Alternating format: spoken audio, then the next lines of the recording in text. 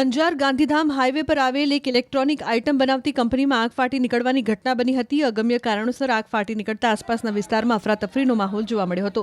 જોત જોતામાં આગે એટલું વિકરાળ સ્વરૂપ ધારણ કરી લીધું હતું કે આકાશ ધુમાડાના ગોટે ગોટાથી ભરાઈ ગયું હતું અને દૂર દૂર સુધી આ ધુમાડા જોવા મળ્યા હતા। જો કે આગ લાગ્યા અંગેનો કોલ મળતા જ ગાંધીધામ નગરપાલિકાની, અંજારની અને અન્ય ખાનગી કંપનીના ફાયર બ્રિગેડ તથા દીનદયાળ પોર્ટ ઓથોરિટી સહિતની 10થી વધુ ટીમો ઘટના સ્થળે પહોંચી હતી અને આગને કાબૂમાં લેવા માટે પાણીનો મારો ચલાવ્યો હતો। સાથે જ વિકરાળ આગ લાગ્યાના સમાચાર મળતા સ્થાનિક પોલીસ અધિકારીઓ તથા અંજારના ધારાસભ્ય પણ ઘટના સ્થળે પહોંચ્યા હતા। વિનસ કંપનીમાં આગ લાગવાની ઘટના બનવાની સાથે તરત જ મેનેજમેન્ટની સાથે સાથે તંત્ર, મામલતદારશ્રી, નાયબ પોલીસ વડાશ્રી, આખું તંત્ર